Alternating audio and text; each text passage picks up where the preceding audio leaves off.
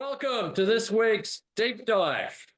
And of course, we've got our good friend, Charles.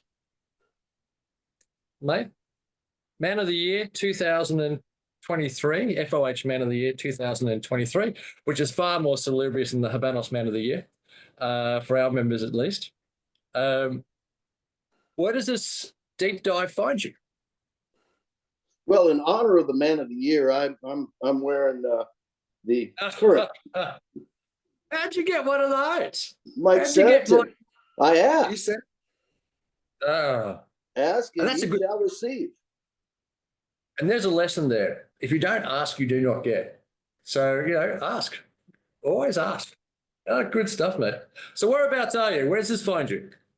Raleigh, North Carolina, and it snowed today. And it was predicted that it would snow for like the last 3 days. And it turns this place into what I consider hurricane mode. The grocery stores have been mad. It snowed about that much. I'm not expected to be anywhere tomorrow. Nobody drives. In the snow. Yeah. But the guys in Minnesota get snow all the time. Is this just because it snows so irregularly that people just panic, or why does this work? Yeah, North Carolina just doesn't know what to do. Hell, they can't drive anyway. They can't drive in the rain.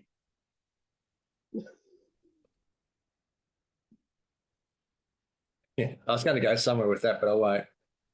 But you're not on that. You're not on that. Where were you born? I mean, not born. Where were you raised? Because you're not a North Carolina boy, are you? No. I was born I was born in Wisconsin. I was raised in Minnesota. One day it snowed and I said, fuck this. Can I say that on the deep dive? Yeah, you can say whatever you like on this channel. All right. F this. And I packed up my crappy van and I drove as far as I could go on the money I had in my pocket. Ended up in Atlanta, Georgia. Worked there for about 11 years. Met my wife there. Got married, and then we moved from there to Nashville, Tennessee. And from Nashville, I had a job over in Memphis. The only good thing about Memphis, Tennessee, and excuse members if you're from there, but the only good thing about Memphis is seeing "Welcome to Memphis" in the rearview mirror. From Memphis, I was supposed to catch a flight to Richmond, Virginia to look at a job on September 11th of 2001. Yeah. Yeah, and I was waiting. I called a cab because I figured it's cheaper than parking at the airport. Cab didn't show up, and the Richmond office called me and said, what do you want to do? I said, what are you talking about? I'm napping on the couch. And they said, turn on CNN. So that was my day. We drove out to Richmond, but it was a job for the military. And obviously that got postponed. And I looked at my wife, which you know her. And I said, where do you want to go? And she said, I want to go back to the Gulf Coast. So off to Florida we went and moved to Fort Myers and stayed there for 30 years, I guess. 30 years. And now I'm up in North Carolina where it snows. What were you doing in Fort Myers? Construction. That's what I did.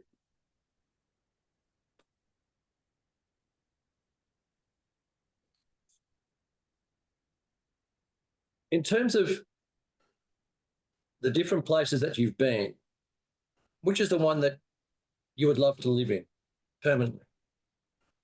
I'd go back and be Hamlet's neighbor tomorrow. You love Fort Myers?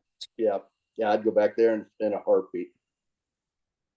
Yeah, I've got a soft spot for it too. It's not as wild as Miami, and the last place Hamlet should live is Miami, because I think Fort Myers is just the right place for Hammy.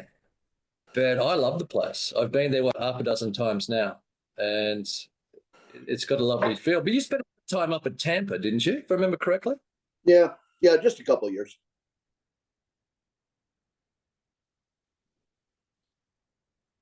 Tampa's got a great cigar culture, Charles. Is that where you got into cigars? No, no, no. That was. I'll tell you what I can speak to that from Tampa. There was a little Irish pub in a strip mall about halfway between my house and the place I was working up there. And so I would stop in every day after work. Yeah, about every day. Grab me a couple beers and then head to the house. And one day I was sitting out in the patio having a cigar, and I looked over and there was this. Hang on. Just for non-Americans, a strip mall doesn't mean it's got a strip club in there. No. Sorry, a strip mall is a one-story line of shops, all connected together. Okay. Continue on. All right, so I'm sitting out there having my cigar, and I look over halfway down the strip mall, and there's this poor unfortunate fellow on an aluminum ladder, and he's doing something. And I was laughing. Being in construction, it was like, oh, OSHA would write this guy up 90 times, he'd be in prison. And as he unveiled this paper sign, it said cigars, and he had opened a shop, or was opening a shop. So I wandered down there, introduced myself, and we've been lifelong friends ever since. Never been to Havana without him. Where is that? I'm sorry? Which store? It's called Cutter's Cigar. It is technically in Brandon, Florida, which is, if you know your way around Tampa, from the intersection of I-4 and 75, it's about 5 miles south and about 1 mile east. I love Tampa. I've got to say, I'm a fan of Tampa. I think I hit Tampa for the first time in the early 90s, and it wasn't doing well. It was a town that was struggling at the time. You could just see there was an element of decay to the place in those early 90s. And I didn't get back there for 4 years, 5 years, and then I was there again 3 years ago, and I can't believe it's now a bustling metropolis. It's actually doing exceptionally well. You can see there's a vibe to it, uh, and I always remember the cigar stores in Tampa. Corona Cigar was one that I always used to get to and have a cigar there in the lounge. I love the culture of the place. It was just super cool. The whole place to me is super cool, and the cigar history in Tampa is something that I enjoy. It's so hard to get away from. I don't think I could live in Tampa. Have you been to St. Pete's? Oh yeah, I have many friends there. I love St. Pete's as well. I think that's a great spot. But and anyway, it's good. So where did you have your first cigar? What was it? No. Let me interrupt. What brought you to Tampa in the 90s? I had a in those early days, wasn't that early, I suppose. It was early days in the cigar world. We started selling cigars, and I've got a unique way of doing business, as you probably know, is that I like to know people. And so we did a couple of functions in the United States. I went to Vegas and I went to Tampa on that trip there, went to New York on that trip there as well. And Chuck and a few other guys were really close friends of mine, online friends, but they became exceptionally close friends of mine, and they're all Tampa based or regionally based. And Tampa's where we had a series of events, and that's the reason I went to Tampa, is to spend some time. And the best thing is, people love showing their town around, and they like this to outsiders, and especially outsiders from Australia. So to rock up there and to get the guided tour of Tampa, the cigar tour of Tampa, in effect, and to go through the museums, to go out to Newman's, to do all that, it was an absolute privilege. I mean, I would have been in my 30s back then when I went to Tampa. I'm 60 now, people. Thank you. But it was just, I was fascinated by the place, just fascinated. And of course, I've always been a Tampa Bay Buccaneers fan. So for me, it was something special. It was the first time I've been to the team that I've been supporting since 1977. So it was lovely to go see. It was, and I come from a town. I come from a city that is also, especially at that time in the 90s. So Brisbane, it was very much a large country town. It wasn't really a metropolis like Sydney is or Melbourne is. And of course Tampa's nothing like Miami is. And Tampa felt familiar to me from the minute I was there because it also felt like a really big country town as opposed to a metropolis. I'm not sure if I read that correctly. That's the way I felt when I was there. No, it's pretty much the same way. I mean, Miami, you can keep it. The only reason I would go there is if you've flown in for an event. And again, I don't miss seeing her. I would like to see Welcome to Miami in my rearview mirror, headed up 95. You know, Miami comes for me. Miami falls under that criteria of great cities for 4 days and get the hell out. Vegas is much the same for me. So 3 to 4 days in Vegas that I've had more than enough. New York also falls in that category for me. I love it. I love because each one of those is completely different to each other. But get out, But the no, I'm a smaller town type of guy. Or even if you get a large city, there are precincts within a city that you can fall in love with, and you sort of hang around those precincts. But generally, give me a smaller town, and I'm far more comfortable in that sort of environment. London's another place. 4 days in London, 5 days, 4 days in London's enough for me. Get out. South of France, I could stay there for a month. South of Spain, pretty much anywhere in Spain outside of Madrid or Barcelona, I could do a month there without any problems whatsoever. Hong Kong, 4 days. Singapore, 3 days. So I have these areas, but yeah, it's cool. Go back to your first cigar. So where was it? Where did you have your first cigar? How did you get involved in cigars? wow. I'm older than you. Remember that. Remember, people. Um, I really can't do that. I don't know. My grandfather would have one cigar a day, and when I was just a lad, he would. My mom worked, so he would get stuck babysitting my brother and I. And maybe I was 7, my brother was 10, and my grandmother, I can hear her voice saying this. It's like, now, Dad, you make sure that the boys get a nap after lunch, and lunch got to be served at straight up noon. And so Grandma would go out the front door about her business, and Grandpa would look over at us and say, "You boys want to go to the ball game?" Out we went the back door and out to the stadium, watch the Minnesota Twins. But back then, the whole stadium smelled like peanuts, beer, and cigars. You know. Yeah, good days. Really good days. Tell you what, right now, if you're certainly in Australia, if your grandfather or your father was minding the kids and smoking a cigar, there'd be some sort of charges they could be put up on. It is that strict. It is. It'd be. It'd be. It'd be a Department of Family Services would certainly be in contact if you were reported in terms of that, which is that's our problem. Well, I was watching Mike's deep dive. Sorry, my dad smoke cigars? Did your dad smoke cigars? No, my father smoked a pipe. He smoked a pipe. They're very cultured souls. Yeah, yeah. I've I've never got into pipes. Have you ever got into pipes? You ever tried pipes? Do you smoke pipes? I tried them. I have my father's complete pipe collection, which is dozens. And I mean, they're just more table ornaments to me. Yeah.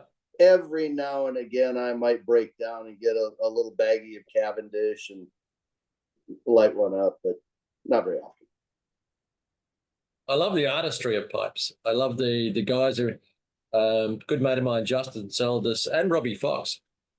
They they took me deep into that rabbit hole of pipe and pipe blends, to the point that I knew that this is a rabbit hole I didn't want to go down because it is so complex and so enticing from the aroma and the flavor of the different blends. I just knew no, you can't open up another flank to go down. But God, I was intrigued, absolutely intrigued by, and there's just the beautiful history to it, and the passion that's involved in pipes. I mean, it's yeah, very similar to cigars, but very different again. Pipes to me is a far more solitary pursuit than cigars are. I mean, you don't have five guys lighting up a pipe going on to a herf. It's very much a solitary pursuit, and which I appreciate, but I don't want to get there. Okay, so you don't know when you first had your first cigar, but what was the first cigar that really went bang that you can remember that you went bang? Oh, probably a Monte Cristo #2 that I got in Paris in 1980 something. Yeah. Something, yeah. I'm smiling because I'm a lover of Monty too. So I had one the other day that stunned me. You know, there are some things that you believe, or some cigars that you pass over because you've had them so many times and blah, blah, blah, and you want to try the new thing. And I went back to a Monty tube, which must have had some age to it. And I want to say some, 4, 5, 6 years. And it just made me stop everything that I was doing just to enjoy the cigar. And it just made me hit my head and think, don't ignore these, because Monty twos, Monty fours, etc. So the first thing I did was order a box of Monty twos and Monty fours from our store.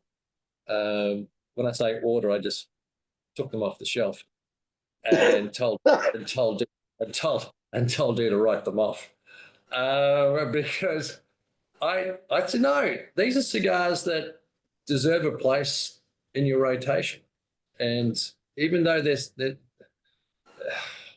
get marked down because of their commonality. But you're right. But a Monty 2 in Paris in 1980, very different blend to what it is today. Paris back then, or Paris today, is fantastic. Paris back then would have been freaking amazing. You could smoke anywhere. You can still smoke pretty much anywhere today. What? But you're not necessarily just a Monte Cristo fan. Can I put you there? Do you smoke a variety of cigars, or do you sort of keep in your lane? You smoke one, two. Do you have a rotation you stick to, or do you're happy enough to try anything? No, and this is a good deep dive for me, and this is the last bit of interesting. Um, I first went to Havana in 2019 in January, and I happened to be there for the first time in 500 years. They had an F4 tornado that ripped right through it. I was there that weekend, if you remember that. If you're, yeah. What was that? 2019 was which one? I'm going to say I can tell you the 2009. exact date. It was January 27th of Okay. 2019. Yeah. So I went to Havana figuring I was pretty well stocked with like $1,200 US, and came back and said not so much. So went back in October um, with 4,400 US, and my wife as a mule, and my hockey bag, and I loaded up. But I loaded with everything. I mean, everything from Romanianas to Partagas to, no Cohibas, but Montes, Hoyos, pretty much everything. And then I got back from that trip, and somebody down there, one of the shopkeepers at the LCBH, I'd asked him for something strange, and I don't remember what it was, but he laughed and he said, "You'd have a better time finding Punch Sir Davids on the island." And of course, I nodded like I knew what the hell he was talking about, but came back and I Googled Punch Sir David, and it came up with FOH. And God, if I'd have known about you, Rob, a year before, my entire inventory would be completely different. Because I went down for cigars that I smoked, but in a circular way. To answer your question, no, I'm all over the board. Yeah. I don't hit anything twice in a row. So there's not one particular. Is there a Vitola you gravitate towards? Sure.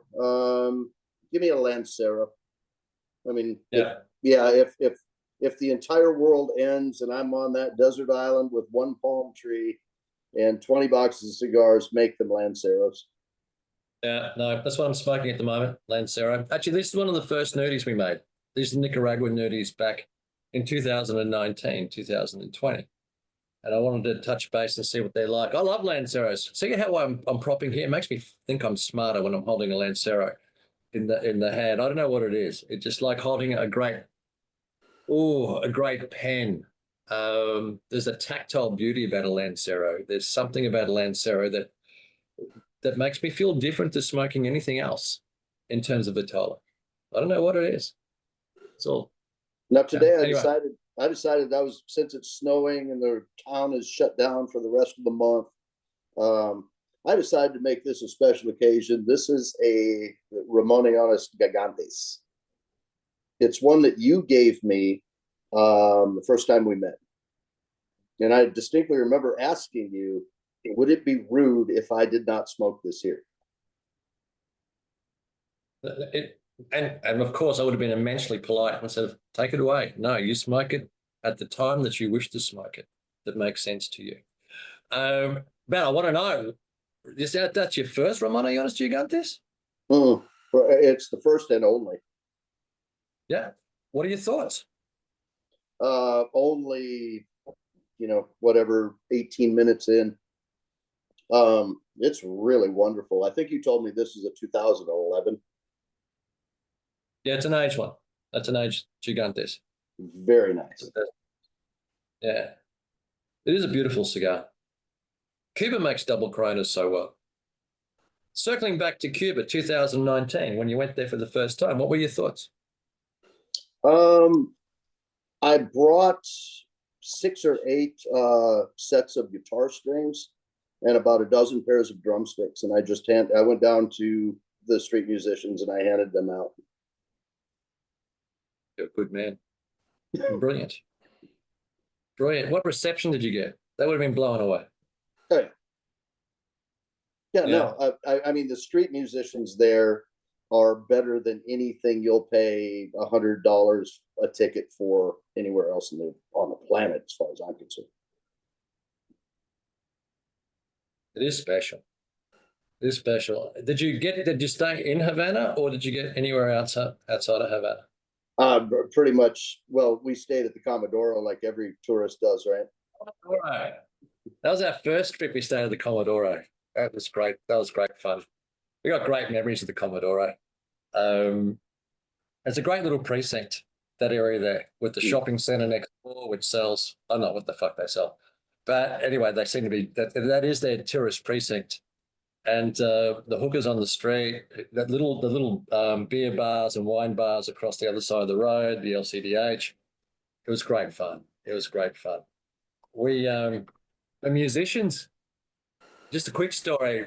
We went outside of Havana to Playa Huron, which is in Zapata, um, about 4 hours from Havana, and we went down there to fish for bonefish, and we stayed at an old KGB hotel, Russian hotel, that is completely decrepit.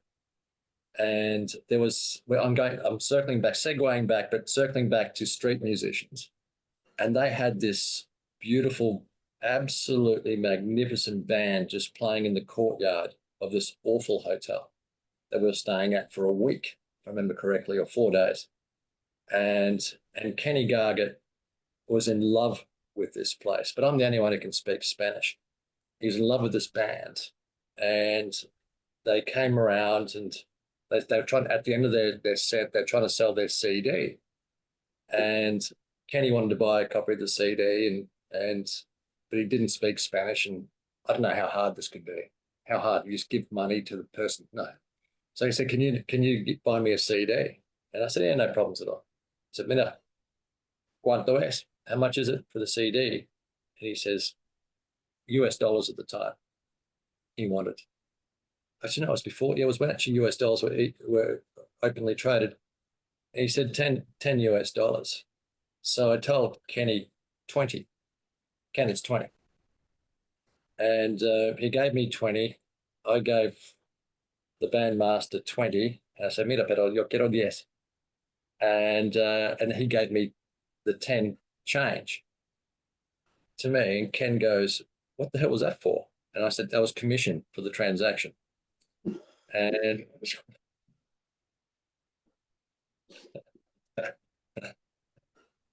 that was a great trip. We got into so much trouble on that trip, honestly. So there was police commissioners, there was drug dealers, there was jail, there was posting bail. We did 17 days. Out of 17 days in Havana, I think we did a 12-day tour of just the island, just driving, not knowing where we were going, just rocking up and throwing a line in. It was everything. Everything was involved. One of the great trips of my life. It was brilliant. Anyway, where were we? All right, no. Let me steer this thing in a different direction. Where did you get Ken? I mean, he's like my favorite. He's my favorite guy. So where did you find him? Yeah, Ken rocked up pissed one day to our small store. We had a very small store in a place called James Street, Fortitude Valley. He rocked up after lunch one day. Lisa was with me, working the store. He was completely smashed, and hard to believe. I know, people. He was completely obnoxious,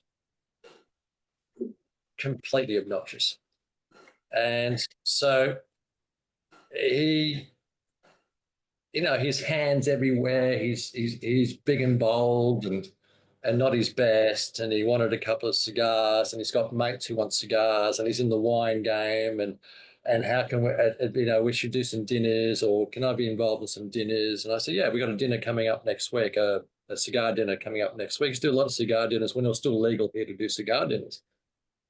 So I invited him along to the cigar dinner, and I believe we sat next to each other, if I remember correctly, but we just hit it off.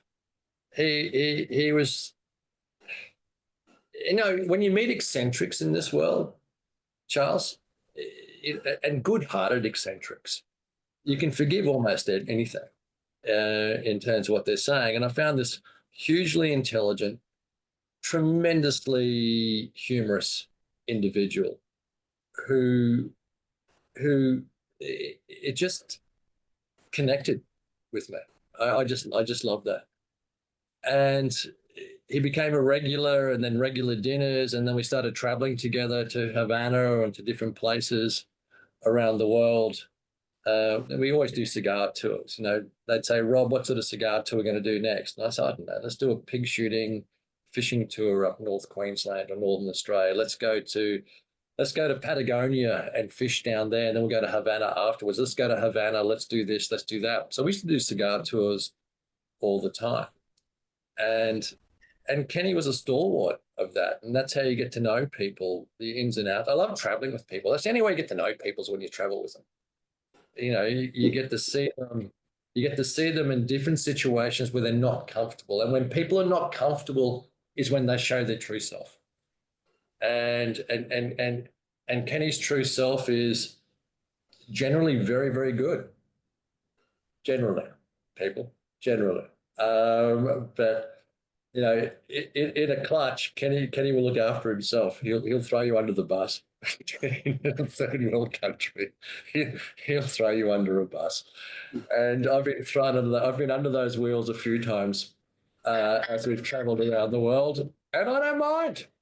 Because you know what you have. He's a great mate. Yet again on my birthday on the weekend, he's handing out all my Siglo 6s to people saying, welcome, here's a Siglo 6 and go. Now, I was going to hand out those Siglo 6s, but then he told everyone that they were from him. I think that was. Do I expect anything less? No. I don't expect anything less. It is what it is. I've got a fantastic group of mates who I love dearly. He's one of them.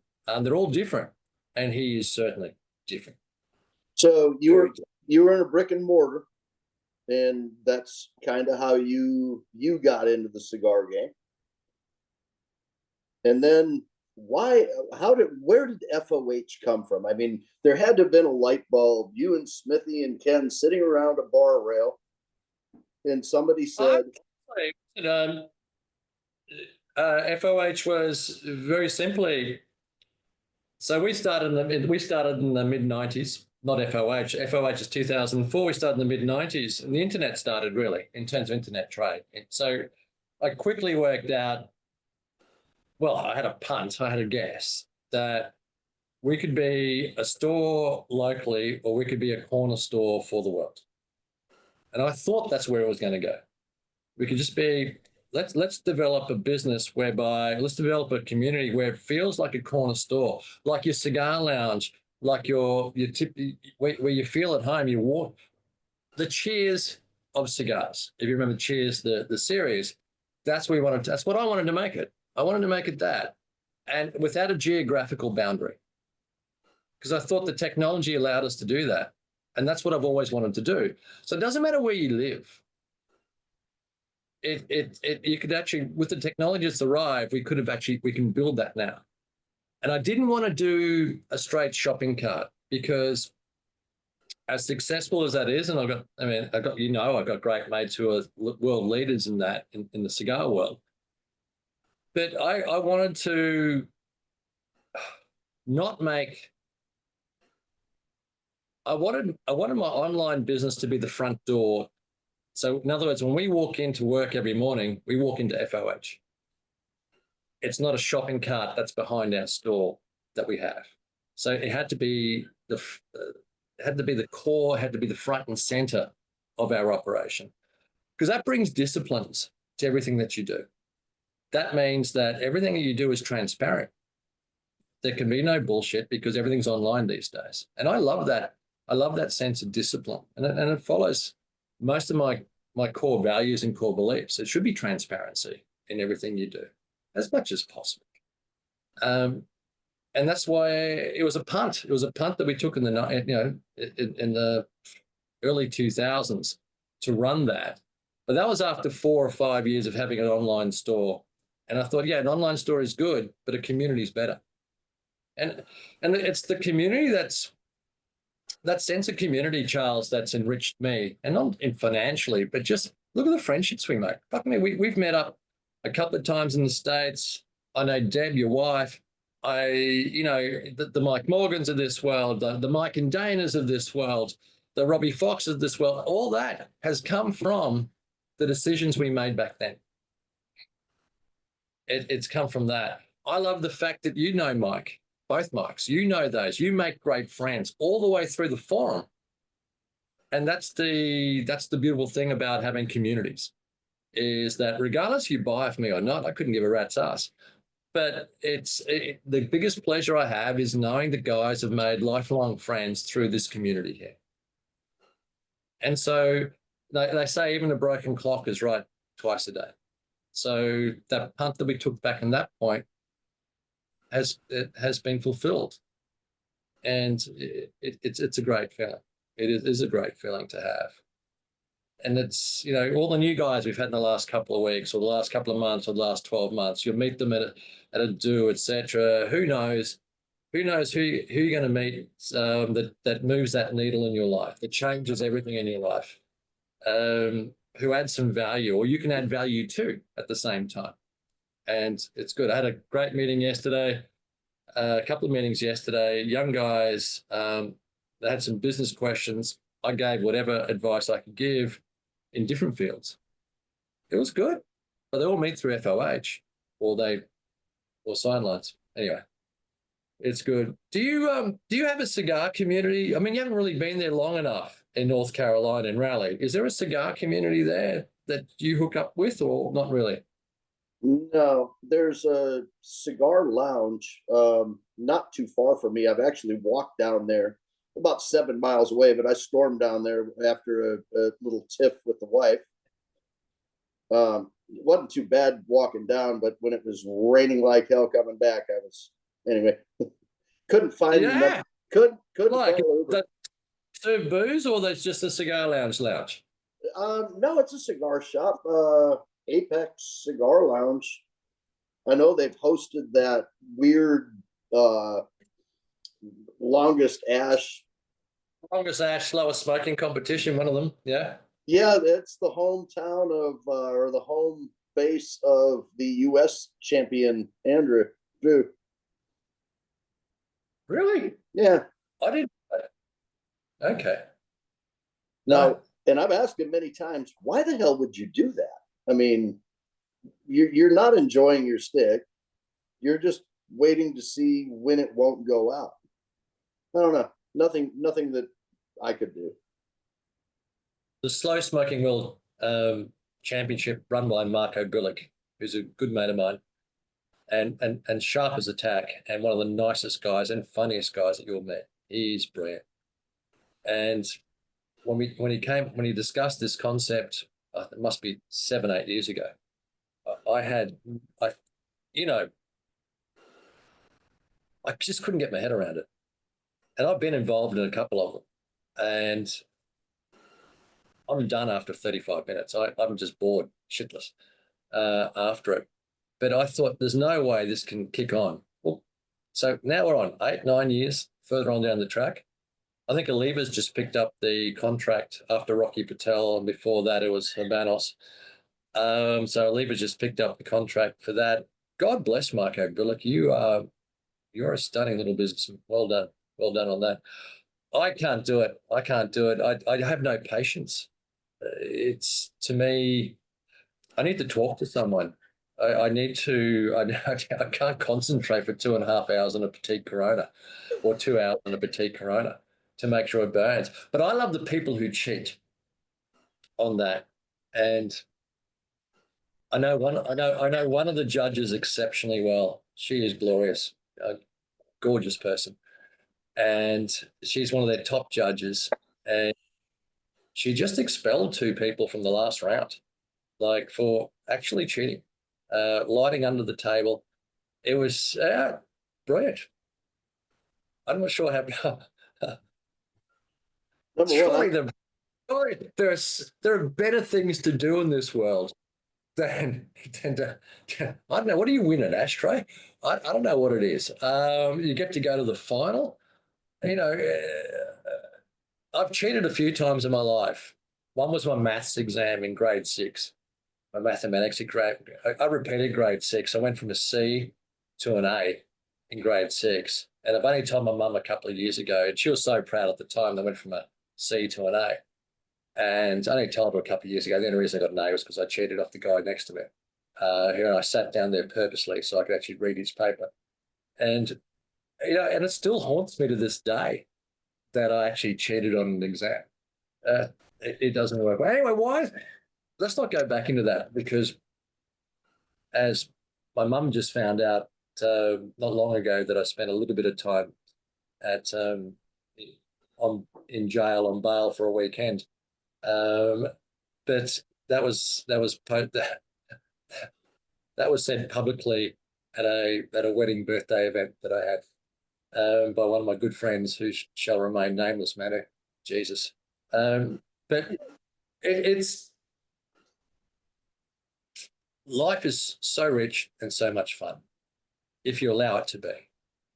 Which you've got one of the most interesting hobbies that I know of. You make cheese. As a cheesemaker, where did that start? And you don't make a little bit of cheese. You got a goddamn cheese fridge. You make some superb cheese. Where did that start, that hobby?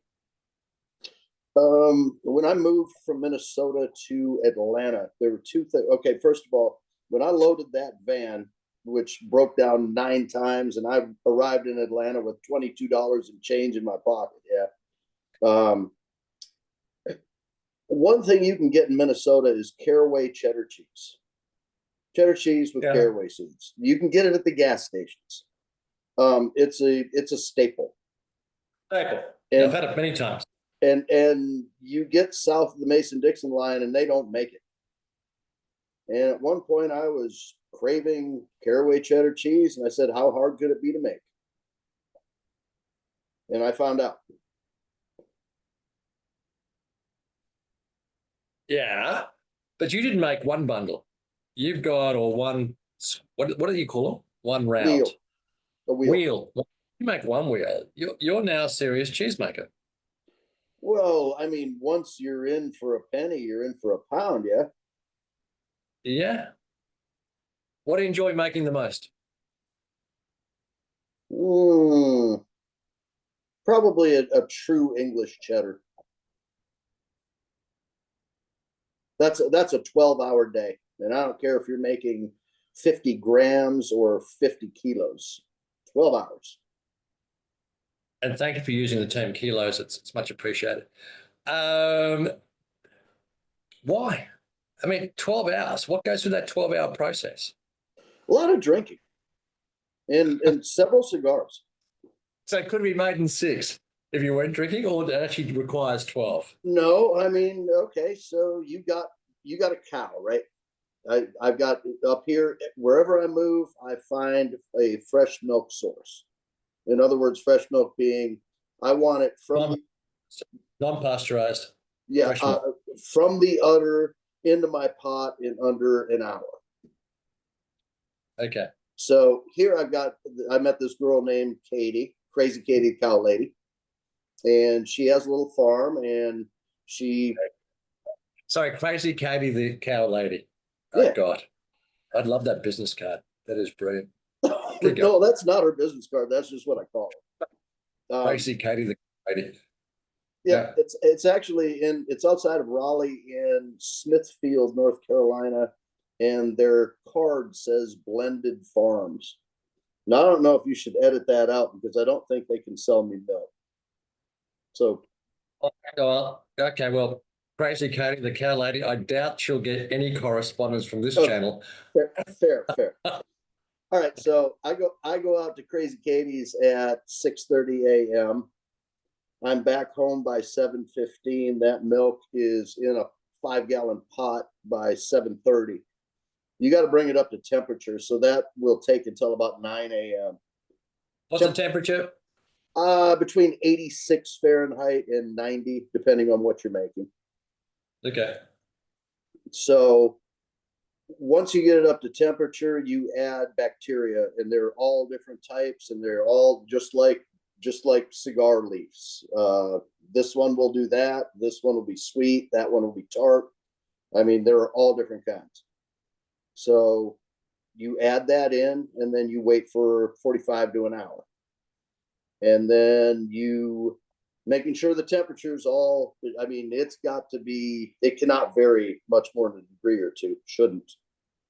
You add rennet, which is a coagulant. Wait for an hour. Cut it into cubes, curds. Stir the curds. Yeah. Stir the curds every 5 minutes for about an hour and a half. All the while, you've got. Jesus, how do you stay sober? Well, you don't. That's the beautiful part. Well done. 12 hours of that. Yeah. So keep going. But I cook a barbecue and have 3 Negronis, and I give myself a high five for finishing that. And keep going. So you're halfway through the process. And half in the bag. Yeah. Yeah. Okay. Well done. So you get all the way through the process. Okay. The best cheese I've ever made in my life, I call drunken cheddar, because Yep, yeah. I started it way too late in the day. It ended up, by the time I was cheddaring the thing and keeping it at the right temperature, it was like 3 o'clock in the morning. And I sat down on the couch and I woke up at 8 a.m. with everything cold and everything exactly where I left it. Broke up the curd, salted it, put it in the press. That was the best wheel of cheddar I've ever made. Why? I don't know. Well, some of the greatest discoveries were based upon accidents. and but you never replicated it. So you never got yourself smashed again, go to sleep on the couch and make the next best wheel of something. No. Oh, gee, what sort of scientist are you? Um, what are you drinking there, by the way? This is the last of the Zacapa XO that I left on my table that I was going to bring you as a tradition down to Miami last time we met, a year ago now? Yeah. Yep. It's a So great drink. I know some people say it's a little bit too sweet, but I think it goes perfectly with a cigar. I don't care what they say. I think it goes perfectly with a cigar. Mhm.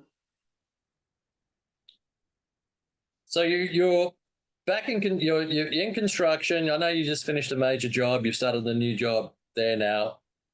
What's the construction industry like right now in the States and where you are in North Carolina? I think we're all in a wait and see mode. Yeah. And there's an obvious reason I say that is a major labor force Geopolitical mood in the States, which is going to in fact impact construction across the country and farming. and farming. Yeah, I've been following that as well in terms of farm pickers and farm workers. Um, how long before you know what the impact will be? 6 months. Fair enough.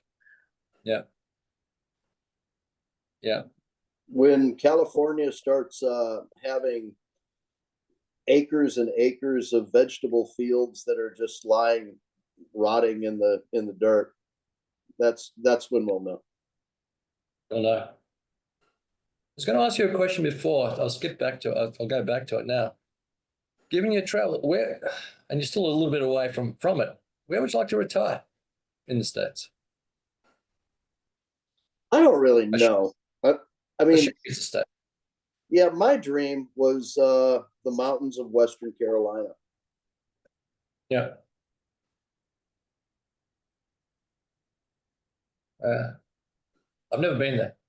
Well, I know that. just little, you were talking about small town. I mean, these are little dot towns. They don't have traffic lights. They've got maybe one stop sign, a little gas station, grocery stores 10 miles down the road. There'll be someone supplying unpasteurized milk to you. Oh, You could just make cheese all day, have a few well, drinks, yep, enjoy your Lanceros, and go from there. yep. It makes sense. It makes sense. If you had to give in this little town that you're going to move into, if you had to give, you come up having a cigar, and a guy comes up to you, young guy, and says, I'm just starting off. Give me 3 or 5 cigars that I should try. What would those 3 or 5 cigars be? I don't think I could do that one. I would say, what do you prefer? Sweet, He doesn't know. He doesn't tart? know. But you tested him. You've been smoking since the 70s. Yeah. Well, so take yourself back to you back in those days. That's not really a fair question. If you would have smoked a lot of crap in your world, what are the 3 or 4 or 5 cigars that really moved your needle in your smoking experience? If you're in the United States and you're on a budget, I'd go to the Fuentes Hemingway line right off the bat. I like them. Um, I like Olivas. You and I have spoken about that. You found yours underfilled or whatever. I have not experienced that yet. No, I respect Oliver because they deliver the product that the market wants, and they do it at a flavor profile that the market wants, and they've nailed it. Fred and the team have nailed it, and they're doing an exceptionally good job. I love their business strategy. I love everything about it. I don't like some of the underfilling. So in other words, you just got to weigh some of their Robustos, some of their Lanceros, against traditional Lanceros and Robustos, and see what the weights are in terms of that. But that's okay. That's a strategy they have, and no one's freaking complaining. I think they're probably the fastest growing brand in the world today. So, all you can do is tip your hat and say, brilliantly well done. You know exactly what the market wants, your market wants, and they're doing a brilliant job. No, I can't fault them. So Aliva Millennial Series, I think Aliva V is what you're looking at, or Yep. yeah. Rocky's had some nice stuff. Rocky in the last 4 years, 5 years has developed some nice stuff. He's developed some nice stuff. And that's all the way until he develops his gold brick thing for $100. And you think, he just overextended it again, didn't he? He just couldn't help himself. But God bless Rock. So Rocky cops a lot of brick bats from the industry. Not from the industry, from the cigar loving community. But no one has backed the US cigar industry in its fight against the FDA more than Rocky Patel has. He puts his money where his mouth is. He fights to the last. The guy deserves a ton of credit in terms of, when other major companies, and I won't mention them, didn't provide a cent, who were much bigger than Rocky, who didn't, or if they provided some funds, it was minuscule, it was laughable, $5,000 US, $10,000 US in terms of the fight, which the FDA just lost. It was Rocky Patel who pretty much underwrote that whole program. And you've got to just say, well done, Rocky. And that deserves a ton of respect. So I'll move off of, I'll go into Cuban cigars. If I was talking to a 25-year-old right now, I'd say get a second job. Yeah. It's becoming a rich man's game, Charles. It's becoming a rich man's game. And unfortunately, or fortunately, or unfortunately, there's so much money in this world that has been made over the last 20, 25 years that they don't have a shortage of buyers. They just don't have a shortage of buyers. There's just that much money that's floating around. And they're just targeting that. That's exactly where they're going. And I can't see that changing in the short term. One wonders what the long-term prognosis of that will be, but in the short term, we'll see. Second half of this year, let's have a look at it. I think I mentioned last week with Mike, 50% of their portfolio is not really moving. Now that can't continue.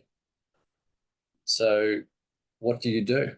I'm sure there are brighter minds than mine in Habanos SA and Tabacuba. They'll work it out. But I look forward to it. I look forward to seeing where they end up. If HSA and the Cuban government were together on a thing, to produce these things is still costing them what it cost them 5 years ago, 10 years ago. Turn all the prices in Cuba, dial it back 7 years,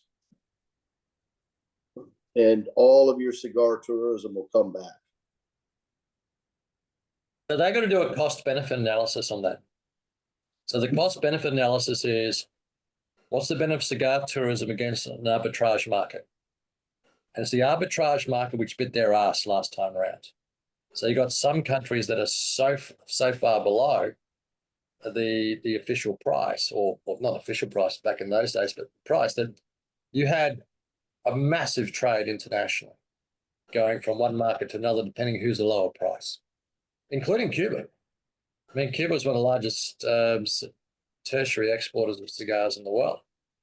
So they wanted to get rid of that. And I can understand that to a point, but there is a cost of cigar tourism.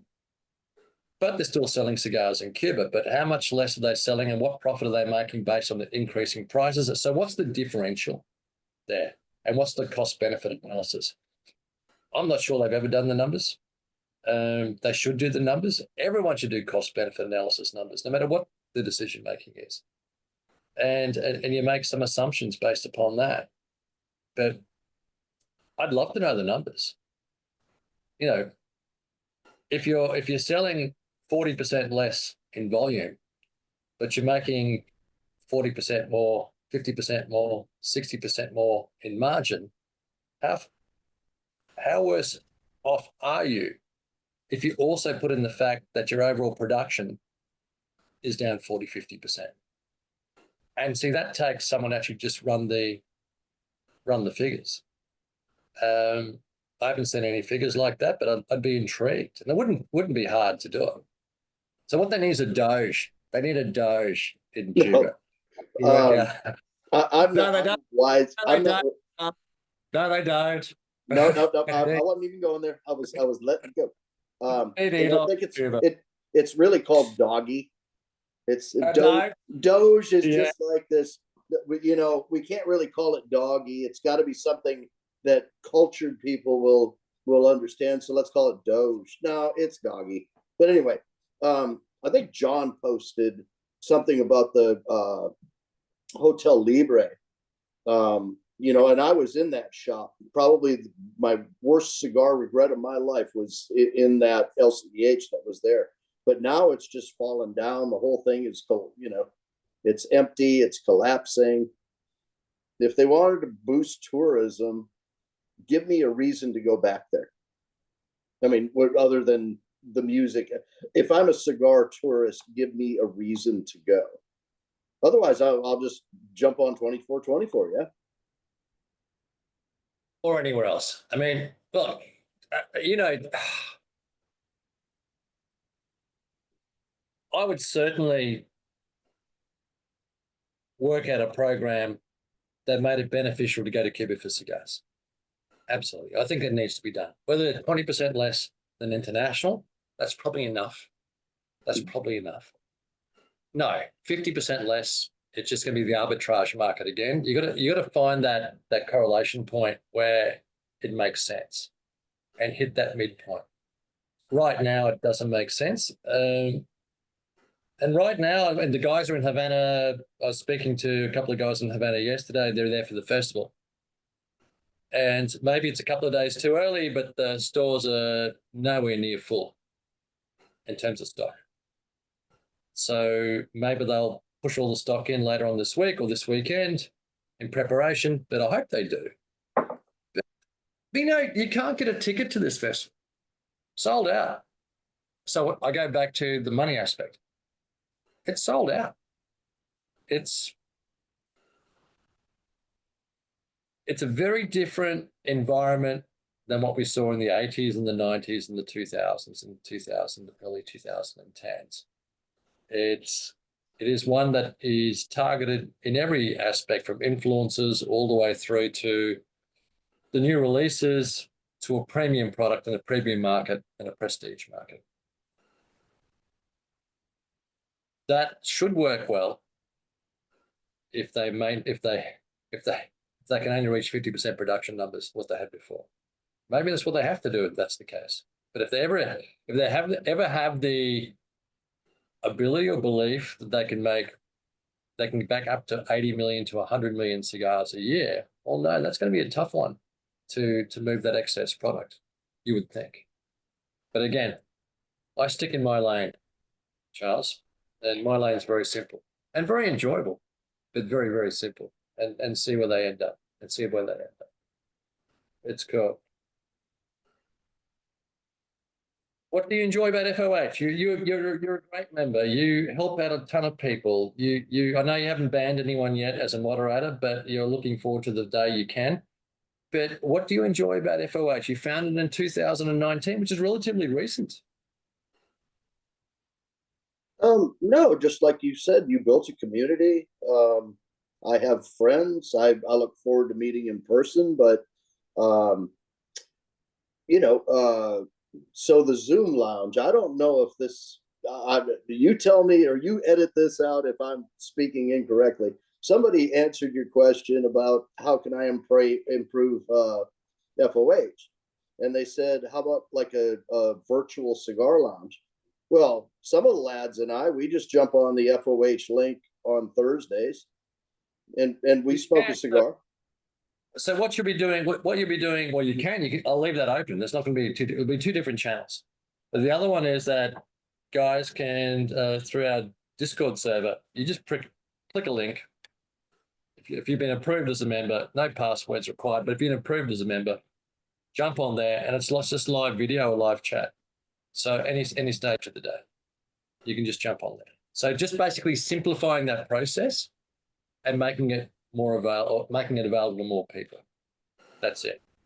And so Zoom's great, but it requires some maintenance.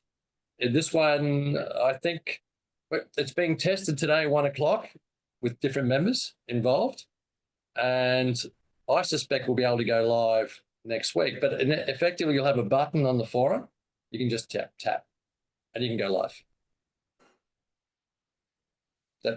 That'll be it. So it won't be a vastly different experience to what you're currently having, but it'll just be far more interactive, far more instinctual, hopefully. And if it works, it works. If it doesn't work, it's cost us bugger all, bar a little bit of time. So I love. If you're going to fail, people fail quickly and fail cheaply. I love that. I love that. Absolutely. Absolutely. Charles, what a great chat. Loved it. Thank you for all you do for the forum. I hope you find someone to ban shortly. But hopefully, I don't think you will. I get in there far quicker than you do. I love your heart. I love the way that you go out and help others on that forum. You're a great mentor to new members, existing members. It's about educating, being humble, being fun. Remember that it's only cigars, people. They're only cigars. They don't mean that much. So, and remember why you smoked in the first place. One real quick question. There's a town called Dubbo outside of Dubbo. Sydney? Yeah, New South Wales. Yeah. Okay. I've been to Dubbo. Well, One of the great zoos, the Dubbo Zoo, one of the great zoos. I got kicked out of that zoo. All right, then you're not coming with me. No, the reason I'm asking is they've got a solar eclipse that's going straight through Sydney in July of 27. Yeah. I'm having a very hard look at being in a place called Dubbo, New South Wales. It's a very small town, Dubbo. It's got one of the best zoos in the country. And it wasn't my fault. I didn't know those turtles. It was winter time. I thought they were rocks. So when they were big rocks. And so in the early morning, they'd all curled up. And I didn't know they were big fucking turtles.